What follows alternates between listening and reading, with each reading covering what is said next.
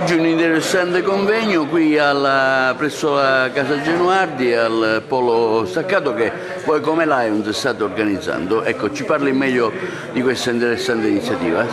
Sì, non soltanto Lions Club Agrigento Host, nella quale appunto sono il coordinatore delle attività del club che porta avanti, ma anche grazie all'impegno profuso da parte del Polo Universitario Territoriale di Agrigento nella persona del suo presidente, il professore Tuzzolino, grazie anche alla cattedra di diritto canonico ed ecclesiastico dell'Università degli Studi di Palermo, guidata dal professore Mario Ferrante, ordinario di diritto canonico ed ecclesiastico, ma anche grazie all'ADEC, all'associazione che raggruppa quelli che sono i docenti di diritto canonico ed ecclesiastico, quindi quelli che si occupano del fenomeno, diciamo, della confessione religiosa da un punto di vista giuridico, in rappresentanza della professoressa Maria D'Arienzo, ordinario di diritto canonico ed ecclesiastico presso l'Università degli Studi di Napoli Federico II, ma anche e soprattutto grazie all'Ordine degli Avvocati di Agrigento che ci ha subito autorizzato attraverso il patrocinio e anche l'accreditamento proprio a significare l'importanza di questo evento. Questo evento nasce con un obiettivo ben specifico. Siamo ad Agrigento, capitale della cultura 2025, ringraziamo il sindaco nella persona del dottore Niccichè per averci appunto anche concesso quello che è il logo di Agrigento, capitale della cultura 2025, e proprio per parlare, questo focus importante proprio per parlare di multiculturalismo, di pluralismo religioso, ma anche di tolleranza, di rispetto reciproco tra i popoli e tra le confessioni religiose, che tra l'altro rientra in uno degli scopi del Lions Club International, proprio tra i nostri obiettivi, tra la nostra mission vi è proprio questo, quello di promuovere la tolleranza, la pace nel mondo, e quindi questo vuole essere un momento di dibattito, un focus per consentire anche l'affermazione di determinati principi e di determinati valori. E noi come Lions Club Agrigento Host, anche il distretto Lions 108YB Sicilia ha sposato nell'immediato questo convegno di studi. Sarà presente infatti anche il secondo vice governatore del distretto Lions 108YB Sicilia, Walter Buscema, proprio a portare i saluti e a significare anche l'importanza che ha assunto per il distretto questo evento. Professore Tuzzolino, oggi il Polo si mette a disposizione in questo convegno di studio dedicato al multiculturalismo religioso, organizzato dal Lions insieme ad altri qualificati partner. Ecco il vostro ruolo? Il Polo Universitario Territoriale di Agrigento è davvero un polo culturale, oltre che universitario, che accoglie tutte le istanze del territorio e vuole essere anche propulsivo rispetto a certi temi che sono sicuramente importanti per la nostra università, per la nostra città e anche per il Mediterraneo. Quindi l'università si apre ai club service e soprattutto oggi esplora un tema secondo me importante, quello del multiculturalismo, del pluralismo religioso. Sono dei temi che noi dobbiamo portare avanti anche a livello di ricerca scientifico-universitaria nella nostra università. Infatti Agrigento ha fondato l'Università del Mediterraneo con ben 13 paesi del Mediterraneo che dialogano tra di loro per la ricerca universitaria, ma anche per mettere a confronto e a beneficio di tutti una ricchezza culturale che è un fondamento universale, ma anche importantissimo per far crescere i nostri giovani e i nostri docenti. Quindi questo convegno è assolutamente centrato rispetto alla vocazione del territorio della nostra università. Sì, io sono qui ad Agrigento anche per questo evento organizzato da Lions Club Agrigento Host, che centra uno degli argomenti chiave ormai della nostra società, che è quello della multietnicità e della multireligiosità. Per cui questo confronto fra religioni, che poi porta anche al confronto anche fra i popoli, alla comprensione fra i popoli, è quello che rientra fra le missioni di Lions International. Quindi come Lions lavorate per questo scopo? Il Lions in tutto il mondo raccoglie 1.400.000 persone sono tutte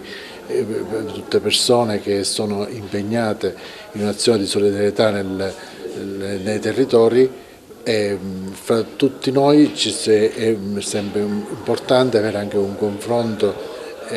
multietnico che ci consente,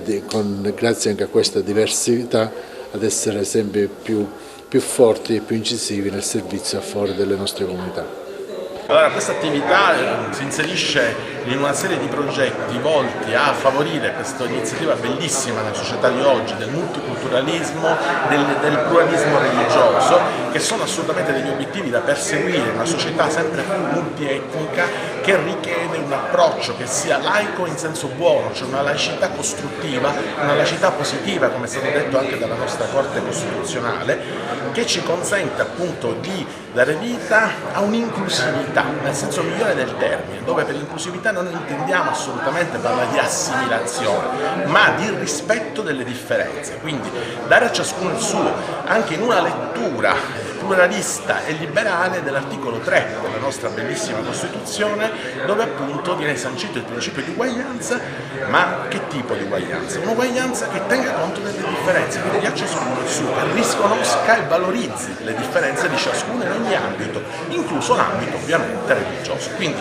l'università si propone una sorta di pantheon culturale dove c'è la possibilità di includere tutti, e dove, ecco, anche la Sicilia in particolare, oggi Agrigento, ma io parlo della Sicilia in generale, come è sempre stato del resto storicamente, si presenta come una sorta di piattaforma girevole, proprio anche per la sua collocazione al centro del Mediterraneo, un laboratorio culturale, esperienziale, dove effettivamente poter valorizzare le differenze, creando un arricchimento culturale nello scambio paritetico nel rispetto delle proprie identità. Sindaco, voi avete dato il patrocinio a questo convegno organizzato dall'Ion su multiculturalismo e pluralismo religioso. Sì, abbiamo dato il patrocinio perché è un argomento interessante, un argomento attuale che sposa benissimo le linee guida del nostro dossier, del nostro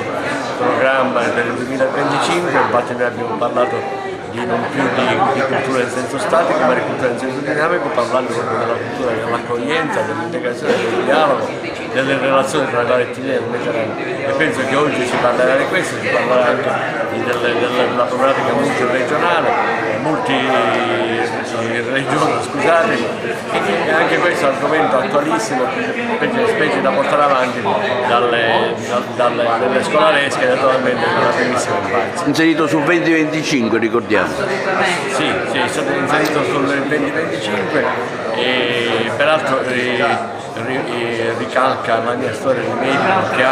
che ha vissuto questa esperienza quarantennale ormai sull'accoglienza. Ecco perché mi abbiamo dato il patrocinio. Sono veramente lieta di poter essere qui ad Agrigento in questa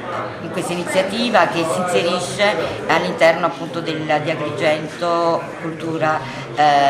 capitale italiana della cultura, e 2025. Ringrazio appunto l'amministrazione comunale per questa iniziativa, ringrazio Lions,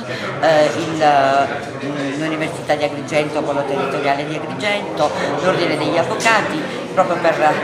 questa iniziativa che si inserisce a pieno titolo nelle iniziative appunto di Capitale della Cultura, in quanto parleremo appunto di quella che è la cultura proprio del Mediterraneo, che è una cultura di dialogo, che è una cultura di interazione tra le diverse culture, e il mandorlo in fiore a cui abbiamo assistito nella giornata di ieri e l'altro ieri sono una riprova proprio della vocazione al dialogo attraverso appunto forme di espressione diverse che creano comunque quell'humus culturale per poter vivere pacificamente, tutti valorizzando le specificità di ognuno. E questo si inserisce anche all'interno di un programma che anche noi come ADEC, come disciplina, stiamo cercando appunto di valorizzare proprio nell'intento di creare le condizioni culturali per far dialogare le diverse fedi tra di loro. Ecco, lei oggi partecipa a questa interessante iniziativa sul multiculturalismo religioso. Ecco il suo pensiero durante la relazione e se in atto c'è questo dialogo tra i popoli nelle varie realtà religiose? Per quello che ci riguarda c'è sempre stato, ovviamente nel passato quando c'era una maggiore adesione a dei principi religiosi che ovviamente poi infirmavano anche le normative giuridico-legislative, le comunità già stavano bene assieme di loro, non c'era bisogno di alcunché. Oggi con una decadenza proprio dall'analfabetismo religioso sia nella teoria che nella pratica ci sono delle difficoltà ma proprio per mancanza di conoscenze, per cui lo sforzo che bisogna fare e che noi abbiamo sempre proposto da 30 anni a questa parte è proprio quello di elevare il livello delle conoscenze affinché le persone che gestiscono del potere o comunque hanno delle responsabilità pubbliche ne possano fare un buon uso e agevolare l'integrazione fra tutti i cittadini, culture diverse, religioni diverse, nell'unità comunque del benessere comune e nel riconoscimento che il Dio ha dato a ciascuno in tempi e luoghi diversi una via da poter percorrere per arrivare a Lui. Quindi lei diciamo è possibilista? No, possibilismo, è una realtà storica, ecco. Le difficoltà oggi sono legate probabilmente proprio a degli atteggiamenti sbagliati che non hanno più relazione con dei principi eterni, mentre oggi discretatamente un po' da tutte le parti si seguono delle idee tanto sannate ma transitorie. Sarà sicuramente quello del dialogo e soprattutto del confronto, perché soprattutto la mobilità umana, comunque le migrazioni, ma da sempre anche il fatto stesso della posizione del nostro contesto socioculturale ci spingono comunque a riflettere sul dialogo con le altre religioni. Si parlerà oggi di multiculturalismo, di dialogo interreligioso e possiamo dire che nel nostro contesto è all'ordine del giorno. Farò riferimento in particolare al Magistero della Chiesa, all'insegnamento che in particolare Papa Francesco ci consegna nella Fratelli Tutti, in questa enciclica del 2020, nella quale appunto ribadisce più volte alla comunità ecclesiale sparsa nel mondo, ma questo vale in particolare anche a noi che ci affacciamo nel Mediterraneo, sul Mediterraneo appunto di aprirci al dialogo per creare una società quanto più fraterna. E questo dialogo già avviene in diversi contesti, avviene nel contesto lampedusano, soprattutto nel momento dell'accoglienza dei migranti, avviene anche qui sulla terraferma, insomma nel nostro contesto anche provinciale, diocesano, nei momenti di preghiera che condividiamo sia con la comunità islamica sia anche con le altre confessioni cristiane. Ci rendiamo conto che è fondamentale la collaborazione e il dialogo, soprattutto perché dobbiamo creare quella società insomma, dove possiamo veramente essere fratelli tutti, così come ci ricorda il Papa. È un tema estremamente interessante e attuale perché la nostra società è multietnica, Agrigento in particolare, che è una terra di approdo con molti cittadini di diverse religioni che trovano comunque cittadinanza qui ad Agrigento e hanno la possibilità di integrazione e pure di praticare i loro culti e anche la possibilità appunto di inserimento, quello che è la cosa più importante nel tessuto sociale e nel mondo del lavoro. Quindi c'è abbastanza integrazione qui da noi? Si può sempre migliorare, l'integrazione già c'è, ci sono delle comunità che sono abbastanza popolose, popolate, sono organizzate tra di loro, hanno dei luoghi dove manifestano il loro culto religioso e anche dove hanno possibilità di aggregazione e di integrazione. E quello che sarebbe ancora più importante è che si riuscissero ad integrare proprio col tessuto sociale della nostra collettività.